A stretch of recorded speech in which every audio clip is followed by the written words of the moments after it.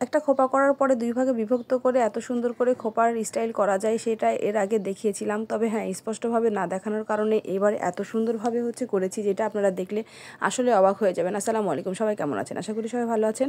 আমি আলহামদুলিল্লাহ অনেক ভালো আছি। একটা খোপা করার পরে কিন্তু 2 ভাগে বিভক্ত করে নিতে হবে এবং 2 ভাগে বিভক্ত করার পরে সুন্দর করে উপরের দিকে অংশটুকুন তুলে আটকে রেখে দিতে হবে। তারপরে নিচের অংশটা দিয়েই ফ্রান্স বেনি করে কিন্তু এই খোপাটা করতে হয়। তো এখন কিন্তু আমি সুন্দরভাবে কিন্তু 2টা অংশ একেবারে সমান সমান করে নিয়েছিলাম। তারপরে এক সাইড থেকে 3টা ভাগে বিভক্ত, মানে বিনি যেভাবে করেন ঠিক সেরকম করে একটা বিনি করার পরে এক সাইড থেকে একটু করে চুল নেবেন, বেনিতে আবারও একটা বেনি করবেন, আবারও একটু করে নেবেন, আবারও একটু করে বেনি করবেন। আর বেনিটা কিন্তু যখন করবেন তখন একটু পরিমাণে শেপ করে নিয়ে আসবেন ইউ শেপের মতন করে। ইউ শেপের মতন করে করা মানে কিন্তু গোল হয়ে চারিদিকে কিন্তু খোপাটা সেট হয়ে যাবে। যার কারণেই কিন্তু দেখেন আমার বিনিটা যেভাবে করেছি আপনারা নিজেরা দেখলেও বুঝতে পারবেন।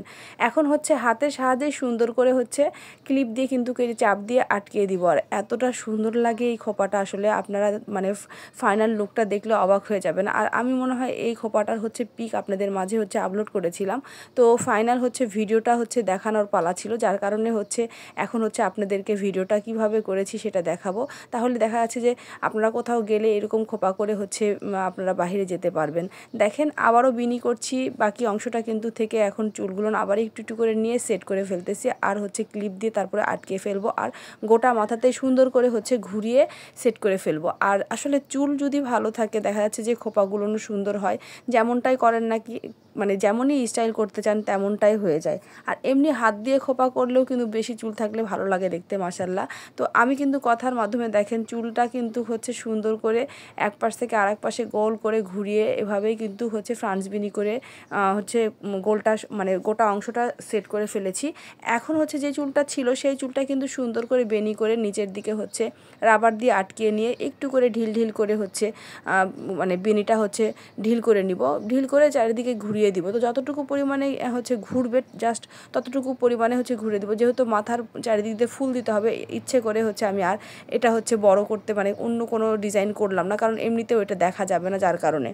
তো বেনি করার পরে কিন্তু চারিদিকে মানে এটা ইচ্ছা করলে আপনারা 2টা বেনি করতে পারতেন, মানে এক পাশ থেকে এ পাশ থেকে ওই পাশে যাবে, এক পাশ থেকে এ পাশ থেকে ওই পাশে যাবে, মানে এভাবে করলে 2 পাশেই সমান বরাবর হবে। তবে আমি ইচ্ছা করে এক পাশে দিয়ে তারপরে এটা সেট করে ফেলেছি, যেহেতু ফুল দিয়ে দিব এই জন্য।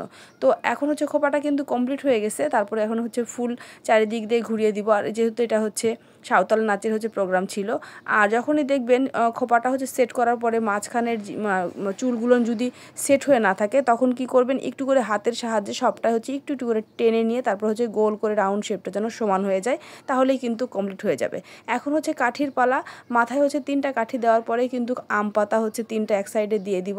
আর সাজ কমপ্লিট করার পরে আসলে যখনই খোপাটা সেট করে ফেলেছিলাম আর আম পাতা, কাঠি, বিছা, ঘুঙরু, কানের দুল সব কিছু সেট করার পরে আসলেই খুব ভালো লাগতেছিল। এগুলো সব পরিয়ে দিয়েছি, এতটা পরিমাণে কিউট লাগতেছিল মাশাআল্লাহ। আর মাশাআল্লাহ বলতে কেউ ভুলবেন না, ছোট্ট কিউট মেয়েটাকে আসলে সাজাতে খুবই ভালো লাগে আর আপনাদের মাঝে শেয়ার করতে আমারও খুব ভালো লাগে। আর শেয়ার করার মানেটা এই কারণেই যে আমার সাজ আমি এই ধরনের সাজ সাজাইতে পারি, এই ধরনের সাজ আমার এখানে হয় এবং কেউ যদি সাজতে চায় যে না আপুর ওখানে সাজায় ভালো লাগে, তার কারণেই কিন্তু এই ভিডিওগুলো করানো।